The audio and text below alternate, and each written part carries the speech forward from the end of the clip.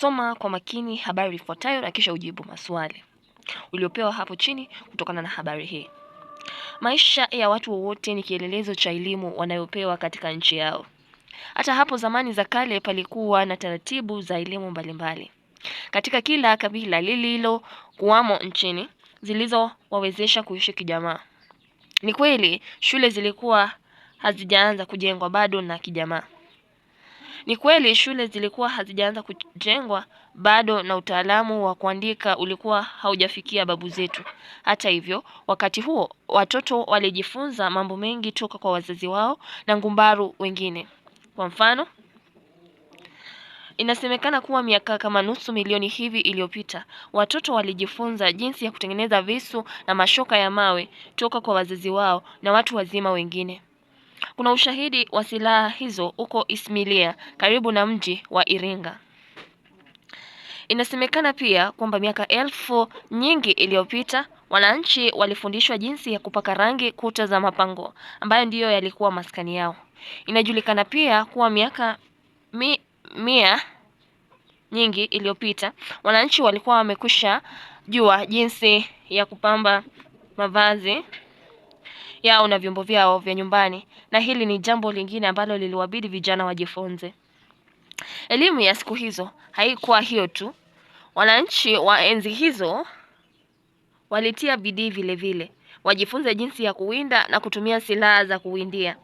Mambo mengine ambayo ilibidi wajifunze ni kupekecha moto, kutengeneza dawa toka miti shamba, na punde si punde walianza kujifunza kusema lugha za makabila mengine ya jirani. Haikuchukua muda hata wakaanza kujifunza kuhesabu kwa kutumia vijiti na vijiwe. Walipoweza kuhesabu, wananchi walianza kuumudu mchezo wa Kiafrika uitwao bao.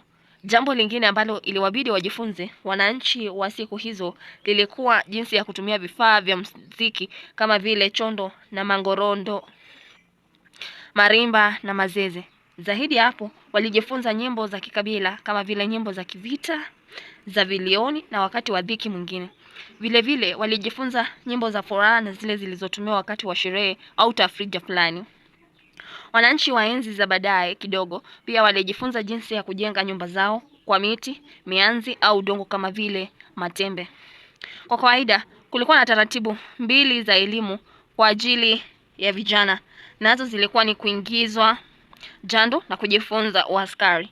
Wakati wa jando, miongoni mwa kabila mengi, vijana wenye rika katika kijiji kizima walikusanyika ili wapewe mafunzo juu ya wajibu wao katika kabila. Jando ilikuwa ni sherehe iliyofanywa kumkaribisha kijana katika maisha ya utu uzima pamoja na raha na shida zake.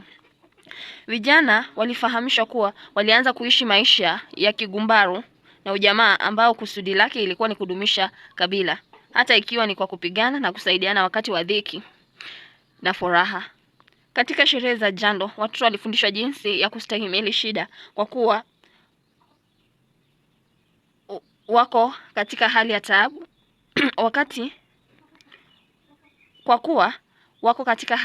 wakati wa mafunzo hayo, na mwisho wa sherehe hiyo vijana hao walitahiriwa. Kabila mengi yalitumia njia hii pia kuwafundisha vijana wao jinsi ya kuwaheshimu wakubwa na jinsi ya kuendesha maisha yao ya uzima katika ujamaa wa kabila. Swali la kwanza, elimu iliyokuwamo nchini hapo zama za kale. A, ilikuwa ni elimu ya kusoma na kuandika. B, ilitilia mkazo juu ya ukulima. C, iliambatanishwa na siasa ya nchi. D, ilihusu pia juu ya ushirikiano katika maisha. Jibu mwafaka ni D, ilihusu pia juu ya ushirikiano katika maisha. Hizo za kale watoto walielimishwa: A, kazi za uvuvi; B, kazi za mikono; C, biashara ya bidhaa tofauti; D, elimu ya ngumbaru. Siku hizo za kale watoto walielimishwa kazi za mikono kama vile kuunda visu, shoka, kupiga rangi, kucheza sana za vita na hata za muziki. Swali la tatu. Wananchi walifunzwa elimu ya kupaka rangi dash karne nyingi zilizopita. Katika karne hii: cha kabla ya karne ya 7; da baada ya karne ya 8. Jibu mwafaka ni A, wananchi walifunzwa elimu ya kupaka rangi karne nyingi zilizopita, kwa sababu wakati huo kulikuwa na mabango yani the stone age. and they were living in the caves. Da, ushahidi wa Ismilia unaonyesha elimu ya watoto walioipata kwa wazazi wao. Ba, jinsi ya kutumia mashoka na mawe. Cha, vifaa vitumiwao na mwashi. Da, jinsi uhunzi ulivyostawi hapo zamani. Katika habari, aya ya kwanza ilikuwa nasema kuna ushahidi wa silaha hizo huko Ismilia karibu na mji wa Iringa. Jibu mwafaka ni da. Ushahidi wa Ismilia unaonyesha jinsi uhunzi ulivyostawi hapo zamani, kwa sababu kulikuwa na vifaa kama vile mashoka, visu. Ni uhunzi. Tano, watu wa kale walitumia dawa zitokazo mizizini. Ba, hospitali. Cha, nchi za ng'ambo. Da, kwa waganga. Watu wa kale walitumia dawa zitokazo ambayo ni mizizini. Ilikuwa inatoka kutoka kwa miti shamba. Swali la 5 la 6. Wananchi walianza kucheza mchezo wa bao baada ya kujifunza lugha za makabila mengine. Ba, walipojua hesabu. Cha, walipopata ujuzi wa kulitengeneza bao. Da, baada ya kuunda vifaa vya muziki. Jibu mwafaka ni ba, walipojua kuhesabu na walianza kutumia tu vijiti na vijimawe.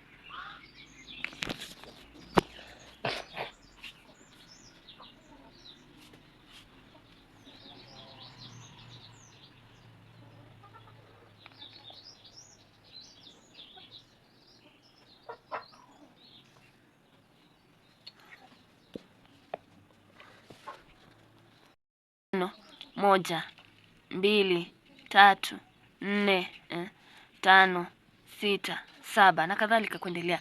Hivyo vijiti hivi na vijimawe vilitumika katika kujifunza hesabu.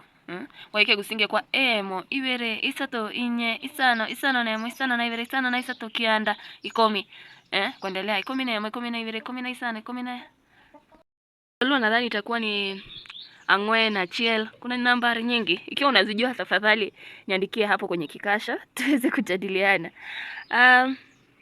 Sehemu ya pili, kamilisha sentensi hizi kwa kutumia maneno yaliyoandikwa hapo kando. Kwa kila sentensi umepewa maneno mawili lakini ni moja tu lililo sahihi. Chagua neno linalofaa zaidi na uliandike katika nafasi iliyoonyeshwa. Kwa mfano, kijana akitaka kuoa bibi sharti alipe mahari. So itakuwa ni mahari. The bride price, dowry. Hivyo kijana akitaka kuoa bibi sharti alipe mahari kwanza. Swali la kwanza, alipofika mlangoni mwa ofisi ya waziri, yule mzee dash kofia yake. Alifua. Itakuwa alivua, yani alitoa. Ukisema alifua inamaanisha alienda kuiosha. Hivyo alipofika mlangoni mwa ofisi ya waziri, yule mzee alivua kofia yake, labda kuashiria heshima. Swali la pili, usicheke ovyo watu wasije wakakudhania kuwa juha.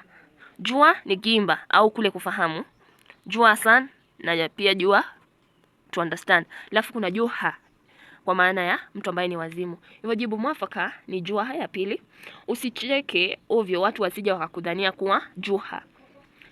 Swali la tatu, radi haingeweza dish mtu yeyote. Kumdhuru. Kumdhuru inamaanisha kwamba inaleta maafa. Alafu kumzuru inamaanisha kwamba unatembelea mtu. Hivyo jibu mwafaka ni kumdhuru. Ndilo litaweza kutupa umantiki. Hivyo sentensi itasoma radi haingeweza kumdhuru mtu yeyote. Alafu swali la 4, tazama uone dash akipigana na kondoo. Fahari. Itakuwa fahali kwa maana ya ng'ombe wa kiume, yani ambaye ni ndume. Alafu fahari ni kule kuona kiburi kwa kitu, pride. Hivyo jibu mwafaka ni fahali. Tazama uone fahali akipigana na kondoo, the ox. Haya, swali la 5, jeshi letu la Kenya hutumia dash za kisasa. Zana itakuwa ni vile vyombo ambavyo vinatumika vya kisasa. Alafu ukisema dhana ni zile fikra ambazo tunafikiria. Hivyo jibu mwafaka ni jeshi letu la Kenya hutumia zana za kisasa kama vile kifaru, unaweza kuwa na bunduki, manowari. Hebu nitajie zana zingine za vita ambazo unazijua. Sehemu ya 3, panga maneno haya sawasawa na uunde sentensi zilizo na maana kamilifu. Uchambuzi. Mfano, mtoto mengi alimkusanyia mama akafurahi mtoto. Alipoikarabati sentensi itasema mama alimkusanyia mtoto maua mengi, mtoto akafurahi. Kwanza, sijawahi nyasi twiga kumuona kama akila ng'ombe. Jibu mwafaka litakuwa sijawahi kumuona twiga akila nyasi kama ng'ombe. Kwa sababu tunajua twiga ni mnyama ambaye ni mrefu sana na shingo ndefu na mara nyingi hula matawi ya majani. So a giraffe is a browser and not a grazer. Swali la pili, chungu hakuna dawa mtu apendaye. Itakuwa hakuna mtu apendaye dawa chungu. Vizuri? Na tukumbuke kwamba yeye pale ni orange. Haya, mwanafunzi ilipopigwa akaingia kila kengele darasani. Itakuwa kengele ilipopigwa kila mwanafunzi aliingia darasani. Watu wanaowavutia sana wanyama ni simba. Itakuwa wanyama wanaowavutia sana watu ni simba. Akapaaza yule sauti, Msa, njoo. Mama akapasa sauti. Itakuwa yule mama akapasa sauti, Msa, njoo.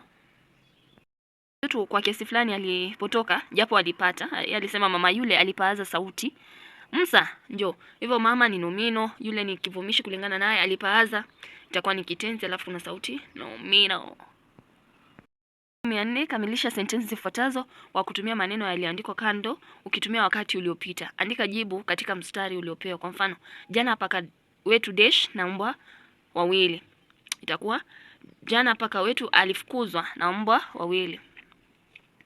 Haya. Swali la kwanza, Msa dash dua na rafikize Mola akambariki.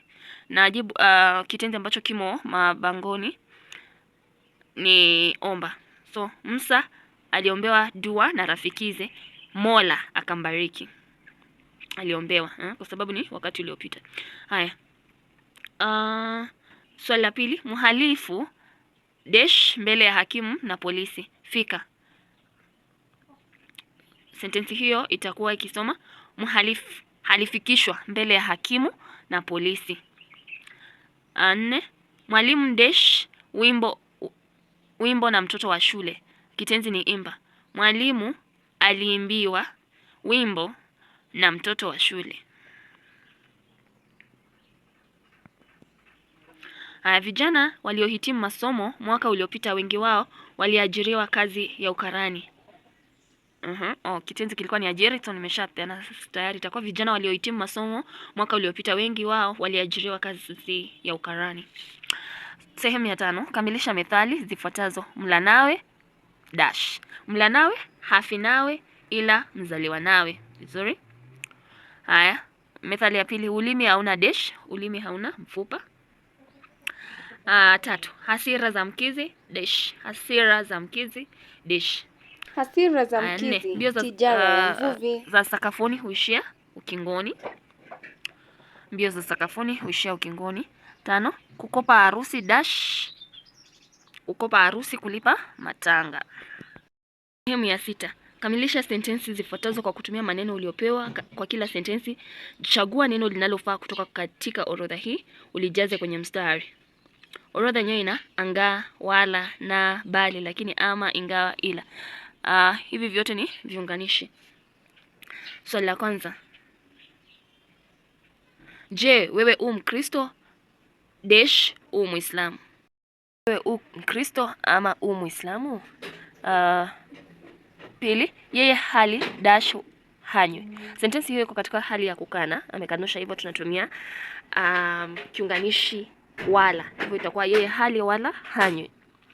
3, hakutaka kuongea nasi dash, yeye aliendelea kunyamaza hadi tulipotawanyika. Hakutaka kuongea nasi bali yeye aliendelea kunyamaza hadi tulipotawanyika. Bali ni instead. Dash, Musa alijitahidi kusoma, hakufaulu katika mtihani. Ingawa Musa alijitahidi kusoma, hakufaulu katika mtihani. Hata hivyo, hangekubali kunipatia dash tone moja la maji. Hata hivyo, hangekubali kunipatia angalau ama angaa toni moja la maji. 7.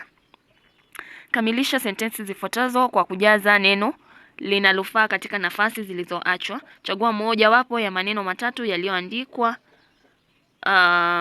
kando ya sentensi. Waislamu huenda dash kusali kanisani, msikitini, mkutanoni. Waislamu huenda kusali msikitini, mosque.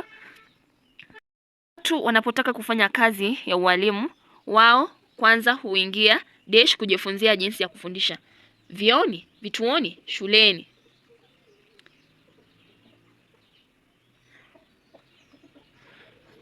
Jibu mwafaka litakuwa ni shuleni, kwa sababu ingekuwa ni vyuoni itakuwa sawa, lakini vioni wanaingia chooni, toilet, no.